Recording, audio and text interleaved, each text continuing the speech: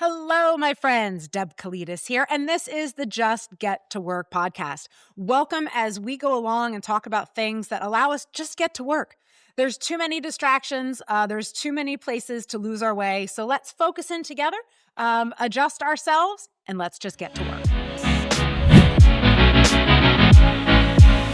Today, I'm really excited to share with you kind of the backstory of this topic. Is Facebook worth it? And I really began to dig in because of something interesting that happened in the last couple of weeks and blessings in our lives. On my personal Facebook feed a couple of weeks ago, I first announced that our daughter is pregnant with her first grandchild. I was not planning at 48 years old to be a grandmother, but ta-da, bingo! I'm yelling bingo. Then our son just wonderfully got engaged to the love of his life. So that was announcement number 2 within a short amount of time. And then it just so happened it was my husband Chris and I's 25th wedding anniversary. And so I posted a cute selfie as we were out to dinner with things.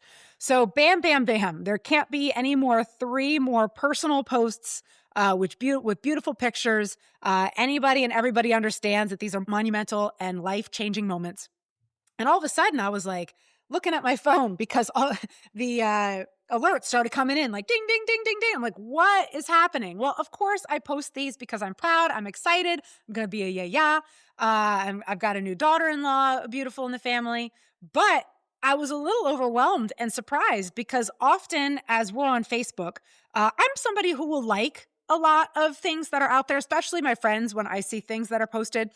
My comments, I attempt to stay out of the dumpster fire of social media where things can get controversial and feelings get hurt and, somebody decides to be a keyboard warrior. So I started digging in and was doing some research that I'll share with you. Because as business owners, or if you have a personal brand, or if you're just trying to connect with people out there, where do you spend your time?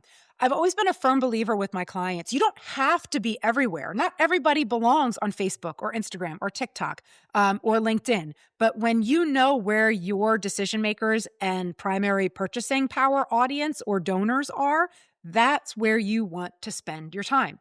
So today, let's talk about Facebook and let's dig in. So first of all, who's on Facebook? Specifically in the United States, 70% of the adult population, 18 and up, are on Facebook. And of that 70%, so that's about 180 to 200 million people, 70% of those check Facebook daily. So you know that friend who said, oh yeah, I didn't see her post or anything like that? You need to say, hey, go adjust your feed a little bit and check out my profile because most likely they are there. And of those people who are on, which is 120 to 140 million individuals daily, you've got super users. They're going from anywhere from 30 minutes to an hour plus utilizing the platform. And then you have those that are more passive, that they are using it for education, entertainment, the brain just a drain of needed at the end of the day. What is it called? Doom scrolling. Whatever it is, but there are still consumers happening. So on my personal Facebook page, I have 800 and some friends. They're quite a collection of across from life between family and church and some really more close business associates.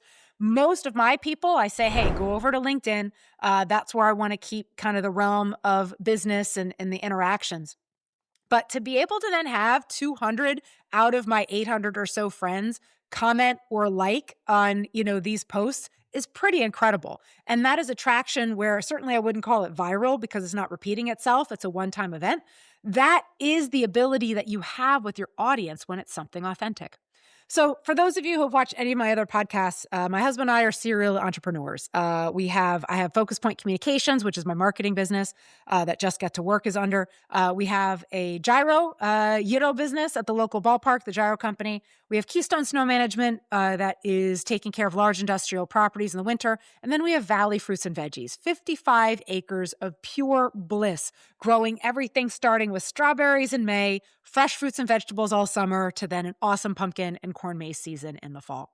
So Valley Fruits and Veggies has been around for quite some time now. And so I have a lot of raw data that I'm always happy to share with you as we've grown that Facebook account to about 13,000 individuals, which time and time again, our wonderful, highly trained market research person, my mother, who stands at the entrance of Valley Fruits and Veggies and says, "Welcome to Valley Fruits and Veggies. Have you visited us before? Where did you hear about us?"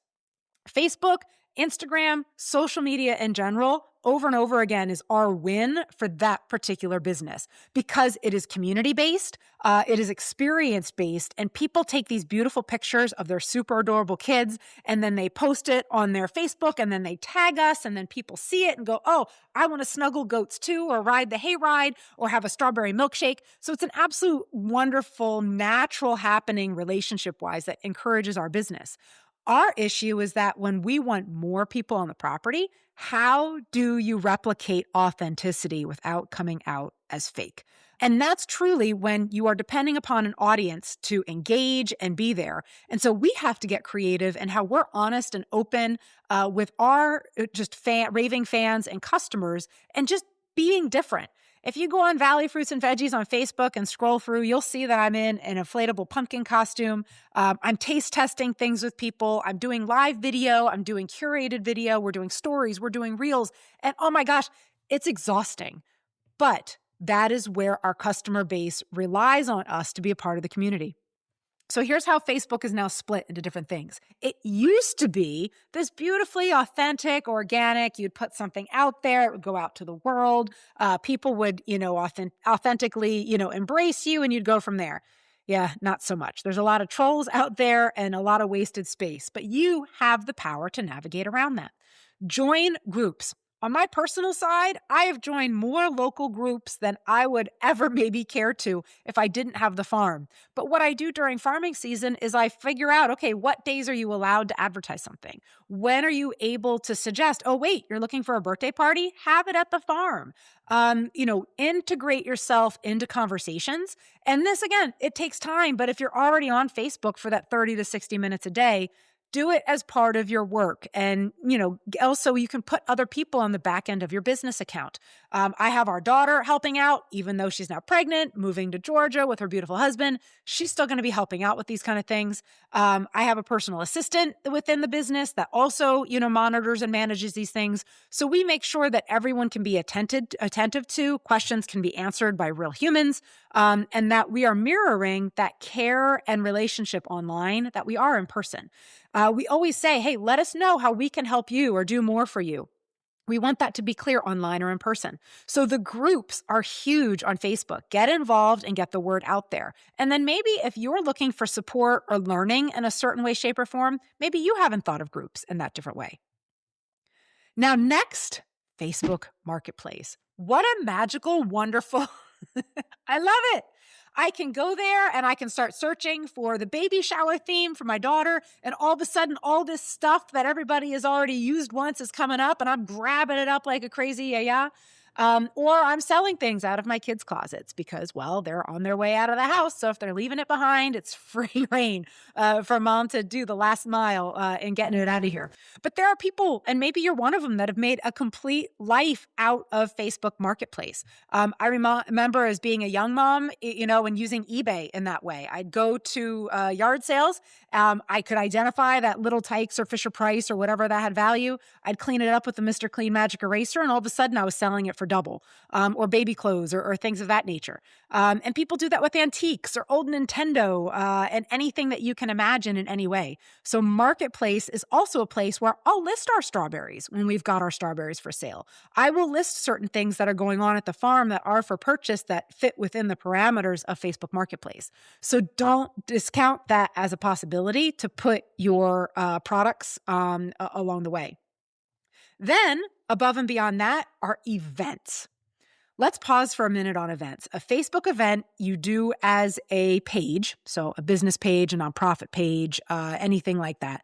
And you are able to say, like our church, St. Nicholas Greek Orthodox Cathedral, we're about to have our, twice a year awesome Greek food fest. We do the event. We put all the information there. We have the menu. We have directions. We have the hours. And then we boost the post. That is a very wide audience. We essentially do a radius around, the church. We maybe will select a couple of interests, food, restaurants, ethnic things in general. And then we put it out to the universe. We do a large budget over a very short amount of time to get people to that event because it's, what's for dinner tonight? What's for lunch this weekend? It's that kind of instantaneous decision making that we need to mirror. Then take it over to my client that's a school locally.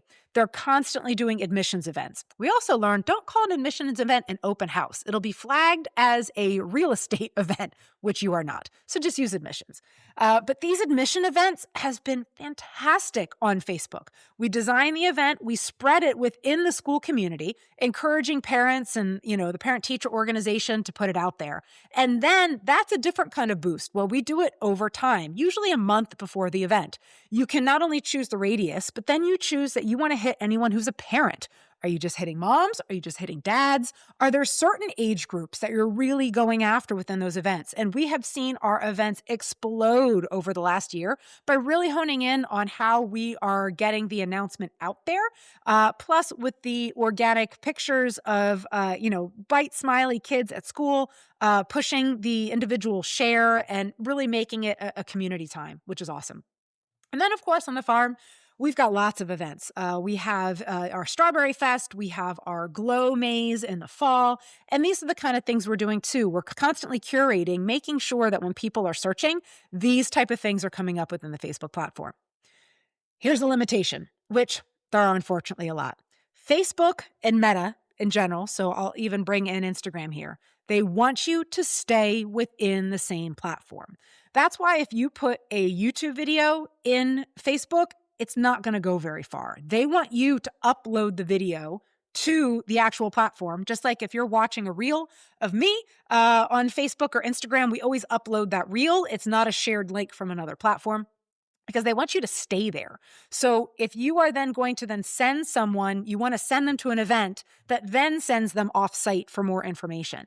Keep it within the family of Facebook, Instagram, Meta as much as you can, and you're going to see more gains and the type of spread and audience reach that you get over time.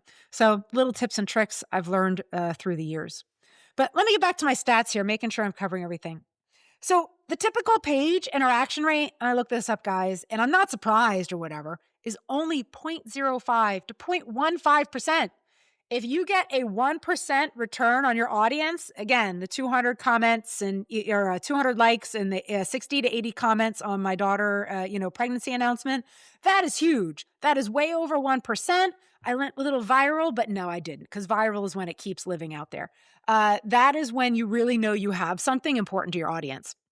That's what needs to be emulated. So with your business, whatever you do, find what gains the attention of your followers and then decide how often you are going to mimic that.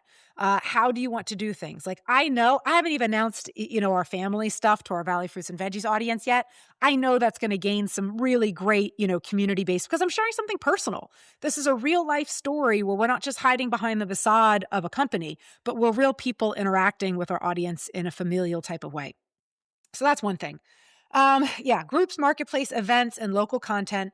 If the 29 years old and below, they are the ones that also split their time pretty well between Instagram and TikTok. Here is my prediction. So mark it now in the books, put it on your calendar. Deb sent this. I think Facebook is going to be the generational social media that until the new, road in town comes, this is where people are going to stay. Because here I am, Gen X. my parents, the baby boomers, are on Facebook. And then now my children are on Facebook, grown adults, because that's where the family is at. And this is if they're going to share something having to do with the family, that's where they want to be.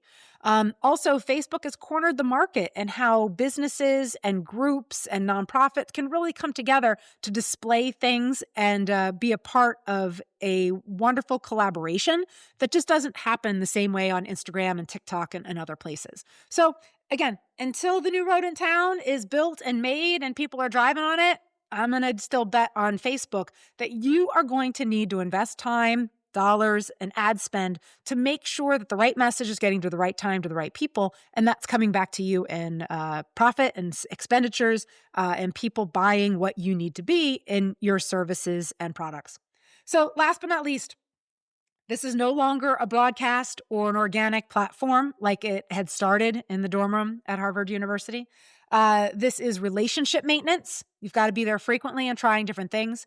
This is local discovery, how you're going to go about putting yourself into the online and in-person community and how you're going to invite people in.